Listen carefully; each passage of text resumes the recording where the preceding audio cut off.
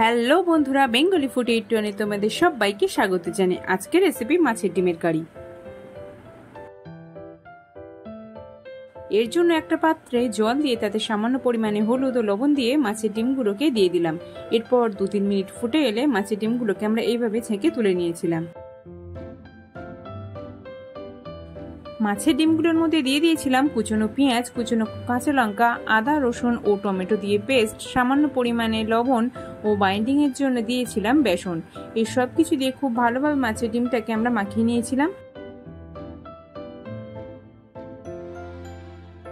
তোমরা চাইলে এর মধ্যে ডিমও অ্যাড করতে পারো।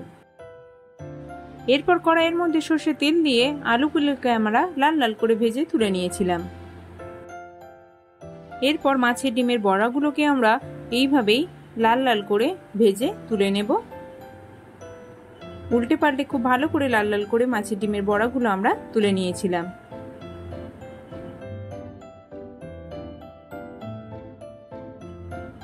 ওই তেলের মধ্যেই ফোড়নে দিয়েছিলাম শুকনো লঙ্কা, কালো জিরে, পেঁয়াজ কুচি ও কাঁচা লঙ্কা কুচি, আদা, রসুন ও টমেটোর পেস্ট। এই সব কিছু দিয়ে খুব ভালোভাবে নাড়াচাড়া করে নেব।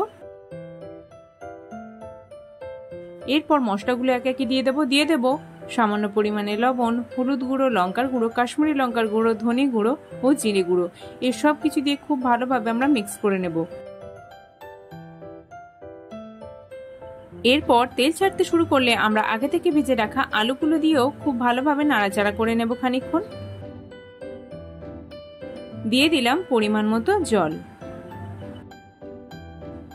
ব্যাস, এরপর ফুটে এলেই আগে থেকে ভেজে রাখা মাছের ডিমের বড়াগুলো দিয়ে দিলাম। মাছের ডিমের বড়াগুলো দিয়ে একটু ফুটতে দিতে হবে। ফুটে এলেই দিয়ে দিলাম কাঁচা লঙ্কা চেরা আর দিয়ে দিলাম গরম মশলার গুঁড়ো। ব্যাস, আমাদের মাছের ডিমের কারি একদম তৈরি। তো মাছের ডিমের কারি রেসিপি কেমন লাগলো বন্ধুরা, তোমরা কিন্তু অবশ্যই কমেন্টে জানিও। আর ভালো লাগলে একটি লাইক করে দিও। আর আমাদের চ্যানেলে নতুন বন্ধু হয়ে থাকলে চ্যানেলটিতে সাবস্ক্রাইব করতে ভুলো না কিন্তু।